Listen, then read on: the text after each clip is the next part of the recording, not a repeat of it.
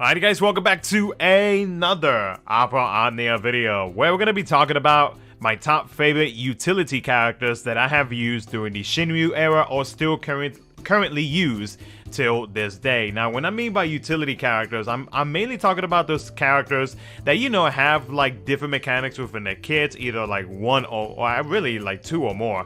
You know, when it comes to like different things within a character that makes them a little bit different from other characters that may do the same thing or may have parts of what this specific character does within their kit, you know, just kind of like things like that. Characters that, let's say, you would not typically use unless you like kind of like feel like you need it or it's going to be convenient for you for said fight, you know, kind of like characters like that. Now, of course, there are many characters in this game where they do have their uses, but especially to those utility characters, I won't be covering every single one in this video, but I'm going to be covering some of the latest ones that I have used during the SHINRYU era. And what I'm also going to do is some of these other characters that I won't be covering in this video, I will go ahead and post it down in a pinned comment and, you know, kind of briefly mention like what it is, what's so special about them as to why I use them during the SHINRYU era. So we're going to be talking about all of that in this video, and you know, timestamps, of course, and all that good stuff will be down in the description of the video in case you want to just jump between like one of the other two characters. We're going to be talking about 6 characters specifically in this video, so let me know what you guys think down in the comment section below, and here in the next couple of days I will post a community post and ask you guys which category you want me to cover next for characters that I have used during the SHINRYU era, because as of right now, the only other two that I can think of right now will be tanks and DPS. So I will post a separate community post about that in a later date. So with that being said, though, let's go ahead and jump into it. Now, none of these characters are in order. They are just pretty much just thrown out there for you guys. But the first character we're going to be talking about is Core. Now, Core is in both versions of the game, but of course, JP has the updated Core. And the current Core right now in JP is still very much a very solid character for what he does. He's great for off-turn damage. He is able to help reduce Brave or HP damage attacks with the buff that he provides to selected teammates. His overhead got improved where now he provides party provides the party with HP regen. He also provides more Brave and HP damage up, and his stacks got lowered to 7. Right now on global it is at 10 stacks, but having it to 7 stacks is good because it'll give him access to his Reaper's Gale, which of course, depending on like what fight you're going up against, and especially with a lot of these like elemental lockouts that we've been having as of late, having a Reaper's Gale with the ability to be able to deal rainbow numbers and basically just like straight up ignore everything is actually very convenient to have with Core.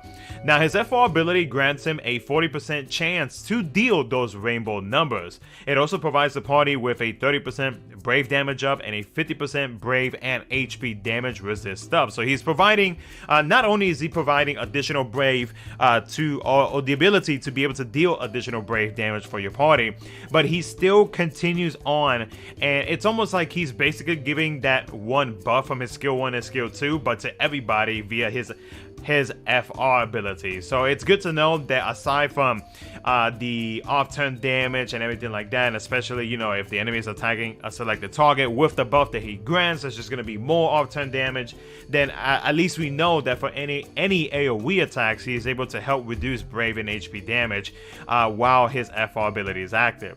Now, his FR conditions are very easy to meet. Basically, all you have to do is trigger an additional attack outside of their own turn. There are plenty of characters right now that is able to do that. Like the first one that comes to mind would be Yang. Yang is very good. He actually would have been one of my characters that I would have talked about in this category as well, which I'll put down in the pinned comment as to why he is a very good utility character. But Young is a character, 8 is another character. Basically anybody that is able to like counterattack or just in general deal any off-turn damage will help in increasing the HP damage bonus for his FR ability. And then the other one is pretty much just dealing over 9,999 in break damage. So very simple conditions. Overall though, Core, for what he does and the different things that he is able to do with off-turn damage, party auras, defensive auras, just overall in general, like the different type of mechanics that he has in his kit, he is a character that I use plenty. And he is a character that I definitely use whenever you go with the team of Core, Gladio, and Reno, because Reno has that Reno also has that similar FR ability, so having him and Gladio together just makes said fight, depending on what type of fight you're going up against, really good. Core is really good as well for those type of fights where the enemy loves to get turns, and there is going to be a good amount of Shinryu fights where having Core on the team alongside with like maybe a tank, like example Gladio, or and characters like that, would be very good for the overall progression of the fight, and depending on which FR ability you use will also help out on that. So Core, he is a very solid character still so far in the JP side. It has been, I would say, like a little bit over a month, but that's because we'll be getting like all these other characters and whatnot. So I mean, can you blame me for wanting to mess around with other characters? I mean, like Core is very much a character that I would still see myself use even up till now. Next up is gonna be Minwu. Now Minwu is a very overall balanced out character, and with his kit, like he brings a lot to the table. So he's able to delete turns, whether it be single target or AoE. He does provide Holy Imperil via the debuff or Party Enchant via his overhead. He is able to inflict traps that can deal damage and also Party HP heal every time the duration decreases. Now his traps and how his mechanic works, it's a little bit it's not too different, but like it's not kind of like the norm that you will see like how other traps operate. But basically, like every time that his traps go off, the duration of the buff, or excuse me, the duration of the buff does decrease. But at the same time though, he does have other skills that is basically able to like just like refresh everything, and that's pretty much how his whole kit works, where it's just like a big old circle where you're focusing on traps, you're trying to get the most out of those traps and whatnot, and the BT just like adds more to it, which we'll get into here in just a bit. So like when it comes to like off-turn damage, like Minwu is very good, and the fact is that he is able to HP heal at the same time is basically like a safeguard, because like especially for if you pass certain HP thresholds and the enemy does attack you and you run into a nasty situation where if you take another attack you're gonna go down, where his traps do trigger, and so you'll be able to heal yourself as well. So like it's really good. He does provide party auras via his buffs and his overhead. His kit focuses on his additional attacks with traps with ways to inflict the trap debuff and trigger it. So there are going to be like 2 skills that is able to inflict the traps, and there's going to be 2 skills that is basically going to be triggering set attacks. So you got to like work around between all of that, kind of like I mentioned not too long ago. It's basically a balance in between inflicting the traps and then being able to trigger said traps. So his FR ability provides a 30% max HP overflow, which is good. His FR conditions are easy to meet, so deal holy damage and trigger additional attack outside of own turn. That's pretty simple. And then his BT effect allows traps to trigger an additional trap. So basically, as the duration of said buff goes down, basically while this BT effect is active, you're basically getting double the traps as one duration goes, one of the the duration of said buff actually does go down. So having that means that it's just gonna be more damage, and remember, with his FR ability, like every time that he does deal holy and is able to trigger an additional attack outside of his own turn, that's just gonna be an increase in the HP damage bonus. So like overall, like it basically balances itself out, and at the same time though, like you are benefiting from it greatly, from the HP heals, but also from the continuous HP damage that he is going to be dealing, and he does have some very solid BT effect aura. So overall though, like Minwu, like for what he does, for everything that he basically provides, he is an excellent utility character. Would I count him as DPS? I would say about 50-50 between like DPS and utility is how I would see Minwu. I definitely don't see him as a full-on DPS, just because like he has so much within his kit that I would count him as like a 50-50 between DPS and utility. But like he definitely has that utility portion within his kit, so knowing that he has all of that, like he is an excellent character that is still very much used even up to now. Like I've even seen a few solos with some of the recent SHINRYU fights we've been having lately. Like that's how good of a character he actually is. So Minwu is one of the top favorites that I have been using as of late. Next up is going to be Iroha. Now, I did mention her in my support top favorites video that I uploaded a little over a week ago. And the reason why I am bringing her back is because I've actually been using her, because I did say she was actually one of my honorable mentions in that video. But ever since then, I decided to start to I wanted to start using her because I did manage to get her kit. So I was like, you know what, like why not take advantage of what she actually offers? And oh my god, like she, after her BT and her rework that she got, she became amazing. But especially with that BT, the BT is what really just amps up everything, not just for her, but also for her team, for the party. So her overhead did get some better auras, which was like more, which I believe they added HP and brave damage up. So, you know, it's kind of like basic stuff, but overall though, on top of what she had previously, you know, adding that onto there is really good. The big thing that, you know, especially as of right now in Global Default, the big thing with Iroha is that she allows it so that you're able to retain a percentage of brave after your HP attack. So like, you know, with her still having that condition even right now, and with that condition actually helping her FR condition, and then it just in general though, like it'll help out in making sure that our units are going to be dealing some good damage, especially with some of the recent SHINRYUs definitely has some strong reductions. And of course, if you do let the enemy get their force gauge, well, there's going to be reductions on top of that as well. But being able to retain a percentage of brave after your HP attacks is not a bad thing to have, and especially in current SHINRYU right now.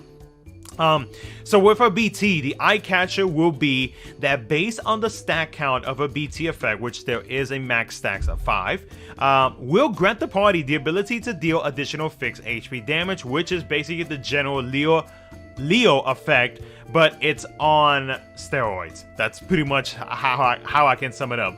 So basically, on her last, the fixed HP damage will only be on the last HP attack. If it was on every single HP attack, this could potentially be one of the most busted BTs that we would have in the game. But they made it so that it would only affect the last HP attack of whatever ability that you are doing. Now, take example, like for the final stack on her BT effect, it provides a 100% fixed damage based on current max brave cap up. Now you can increase the max brave cap up with like other units, even Iroha's BT effect, so on and so forth. So you can only imagine the amount of additional fixed HP damage that you can actually have while you have Iroha's BT effect active. Like, it's that freaking good. Like, I do have like maybe 1 or 2 gameplays of me using Iroha, and like it's crazy to me. Like, her damage output is very, very strong, and having that BT effect on top of it,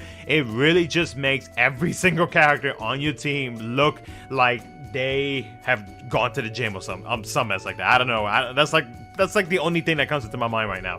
So like, her overall, aside from the additional fixed HP damage, her BT effects are also very good, and also helps in supporting the max brave cap up, because I believe she does provide a 30% max brave cap up to the team. So overall though, like that BT is very, very good.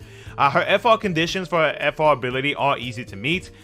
Basically, when the party is fully healed or HP overflow, it increases, and then when a party member's brave is greater than or equal to 20% of max brave. At the end of the turn, it increases, which is basically Iroha's overhead from her LD ability. So, like, overall, though, Iroha, for what she provides and, like, everything that she does have within her kit, like, she is an excellent unit now. She has, well, I can't say now, I mean, like, you know, she definitely had her uses before, but, like, with her BT, they just really just made her, like, 10 times better. But, like, overall, though, she is a very solid utility character, one that I would personally recommend, just because, like, if you like big numbers and you want your characters to go burr, then Iroha is an excellent choice to have. Next up is going to be Hope. Now, you may be wondering, why is Hope in this video? Wouldn't he be considered a tank? Yeah, yes and no. And I'm saying this because, like, aside from the defensive buffs that he does provide, I mean, those are just like via buffs, and that's about it, right? But, like, if you look at other tanks that is able to, like, cover incoming attacks, that is able to counter afterwards as well, there are some differences there are some notable differences, really, between Hope and let's say other tanks like Gladio, Galoof, On, so on and so forth. That, like, I honestly feel like with how those other characters' kits work, in my opinion, I still consider Hope to be more utility than he is a tank.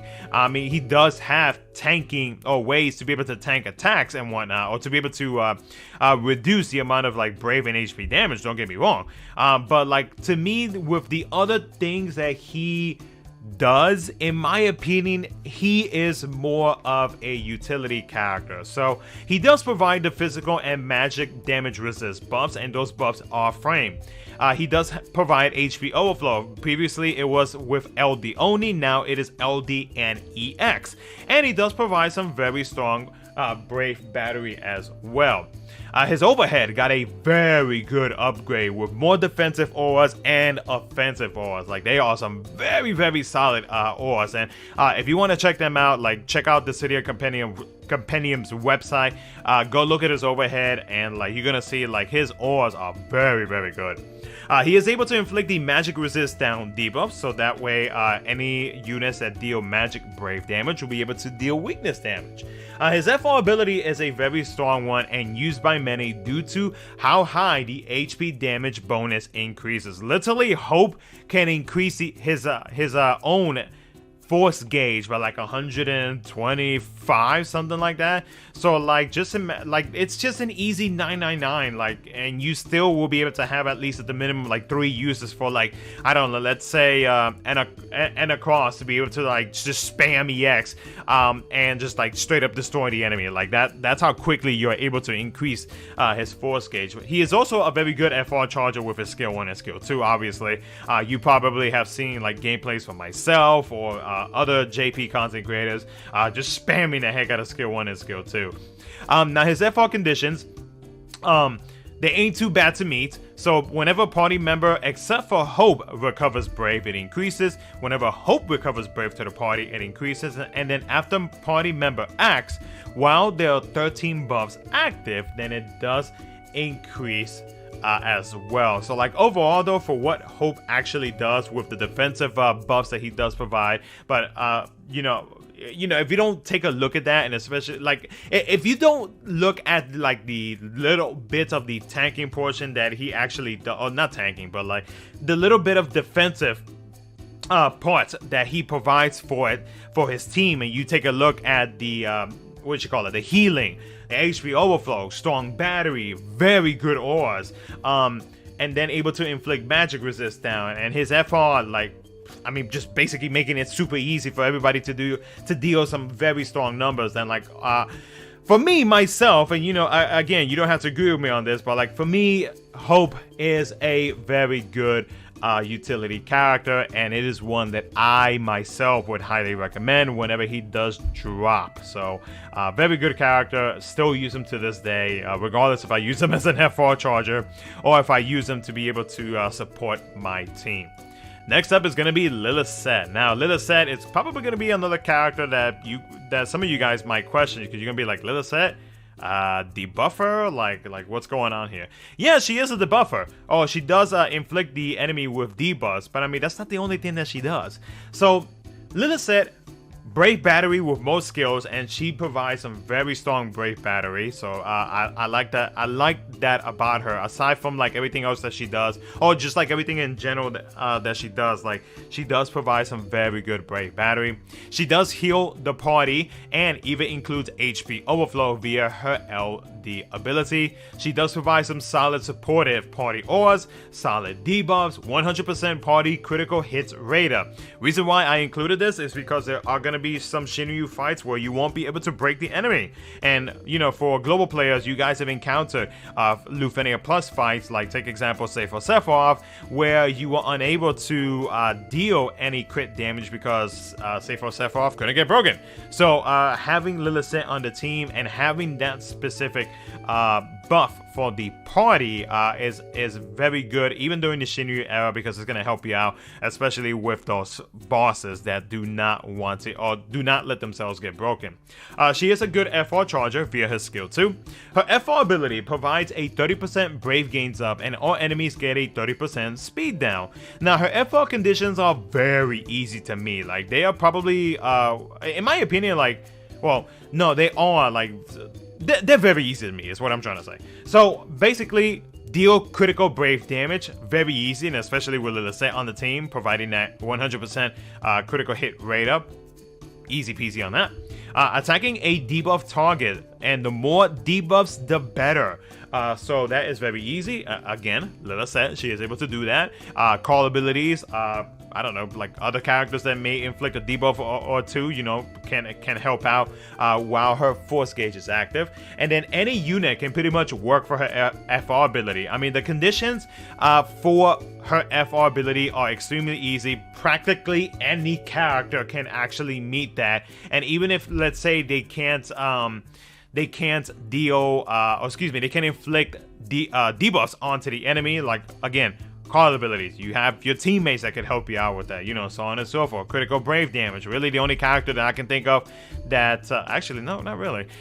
Technically, everybody does deal a brave hit. So, like, as long as they deal one brave hit, that's all you need. So, like, overall, though, Lilisette, with what she does in general and the different things that she does with her kit, like, she is a very good character. But what really caught my attention the most was definitely her FR ability and how easy it is to meet. But just like in general, like, you can practically take her to like any team comp and like you'd be good to go. Like, you ain't gotta worry about nothing, and that's about it. And then finally, we're gonna be talking about Edge. Now, again, this is gonna be another character in question, but hear me out. So Edge, he is a full-on evasion unit, whether it be to himself or to the party via the buff from his EX. The thing is though, like Edge, like I was making sure that I did not miss any little detail, but Edge actually does not provide any type of like brave or HP damage mitigation for the team. All he is focusing on is evading attacks for himself, but also helping out with the party evading attacks as well. So like, to me, Edge, I don't see him as like a tank, because like there are tanks that we do have in the game, like example Galoof, that is able to evade attacks, but at the same time he is able to provide auras that is able to mitigate brave and HP damage. But when I looked at Edge, I'm like, okay, so he definitely doesn't fall into that category. So we're gonna put him into utility, because, like, you know, evasion is not the only thing that he does. Once he got his LD ability, he is able to, or his overhead is able to provide him with counterattacks, and they are different based on stacks. So he has 2 stacks. The last stack actually is the much stronger counterattack, and his stacks do go back down to, what is it, 1 or 0, one of the two.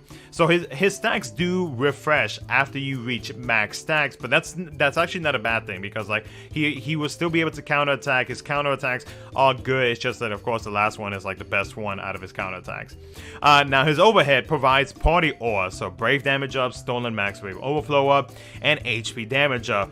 To Edge himself, he is able to retain 30% of the brave damage from HP attacks, which is a good thing because it's going to help him out with his counterattacks. It also allows him to extend the duration of inflicted debuffs by 5 turns, which is great because remember, you want the enemy to attack Edge, and with Edge being able to inflict the lock debuff, then that way with him being able to extend it, you don't have to worry about anybody else getting attacked unless of course you let the EX buff fall off. Then well, that changes everything. But like in general though, like having this on his kit is good because that way, you know, you don't have to, that's like one less thing that you don't have to fully pay attention of, and that is the lock debuff.